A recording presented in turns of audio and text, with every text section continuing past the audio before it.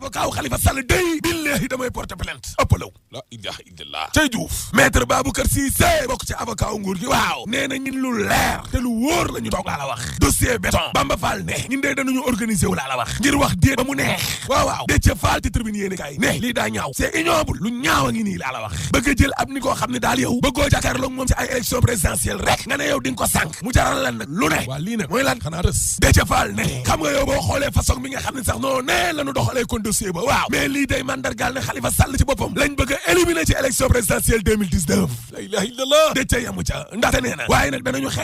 xeex laa lay wax ni léegi ngir wàllu kumba am ndey kumba amul ndey gi am ci biir réew mi ak justice bi nga xam ne kon dañu koo jël toog ca moomal ko seen bopp laa la wax amu ci benn responsable APR boo xam ne tiit nga te moo ne am na fi ay corps de contrôle état bi yoo xam ne tey mais dañoo ca mbaaraamu tuuma yenn ci ay responsable APR laa la wax waaye kenn laalu leen tiituñu tamit dara rafuñu termine yéene kaay ne waaye député nekk ca opposition ba day waaw démb booloo nañu nekk benn dee buñ ko deful dee ngir jàppale kon Khalifa Sall laa la wax Mamadou Diop Decroix ci l'Observateur ne man day aw ma yaakaar xaaruñu dara ci justice bi laa la wax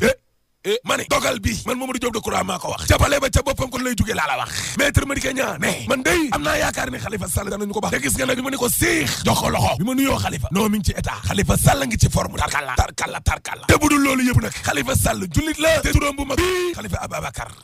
mandargal na ko ku gëm yàlla la barka Alaaji Malick maître François Sarr ci yéene kaay gi waaw ne xam nga bu ñu demee ba ab avocat di yëg ne clientam day dañu koy ate mu koy yëgee ci journaliste yi waaye loolu doy na waar ëpp na tool ci journaux yi daal la ñu liiree ne alxamis fukki fan ak ñeent ci décembre bi la ñuy ate Khalifa Idrissa Seck mën nañ ko fee ate de moom Idrissa Seck day ci Vox Populi waaw nee na ci histoire politique Sénégal waaw mais lu ni mel kenn mësu koo gis jël justice bi daal di koy toroxal xanaa xamoo leen ne nguuru Macky Sall gi justice bi ci boppam lay toroxal di leen ruux manipuler justice bi ba mujj koo jël na def comme ngànnaay ngir yàq ci kon say naataango politique doy na waar Idrissa Seck ne man nag jàpp naa ne te xalaat naa ko sénégalais bu ne war ngaa jóg na taxaw ngir tojaange yi nga xam ne kon moom la nguuru Macky Sall gi nekkee nit ci wàllum justice day ñu daal di koy dakal nag laa la wax barke na suur lay ndaamal Kajoor cay sikundig na ginna jommal na la Idrissa Seck yamu ca ndaxte ne ñetti weeru yàllaa ngi nii ma topp réew mi di daw fu ne ma dugg fa waaye fi ma jaar yëpp yaakaar gu tas la torox tànge coono loo xam ne kon maar di taali rax ca dooli nag mel ni dañ leen a bàyyee noonu ñoom askan bi kenn toppatawule Idrissa Seck ne seen bourse familiale yii laaj yelawaan nangoo sarax daa ruslu sax laa la wax ridicule nekkul ne bourse familiale yii mooy jëmale réew mi kanam laa la wax l'Observateur ne El Hadji Diouf Sor day waaw daal dina expliquer nag lu tax mu dugg ci wàllum politique ba l'international maa la ko wax nee na président Macky Sall lay jàppale waaye nag nekkuma militant APR de El Hadji Diouf Sor mooy wax de candidature nekk élection présidentielle El Hadji Diouf Sor ne xanaa bu fi Macky Sall jógee mën naa nekk kay Georges Weah dee def na ko libération yi ne kay ne lañu def day ci aéroport international Blaise Diagne ba waaw ma ne la ëpp na wàllum guerre la pot de vin waaw ma nga doon jaar na ca d'abord yéene kaay gi ne police bi adduna bi séq day enquête na ci xale yi nga xam ne ñoo yelawaan ci mbedd mi waaw daa am ay nit yu leen di jëfandikoo rek de naan ay sëriñ lañ juróom benn fukk jàpp téeméer la ñuy laaj xale yi moo tax it am na ci ay xale yoo xam ne dañuy nekk ci mbedd ba xaaja guddi laa la wax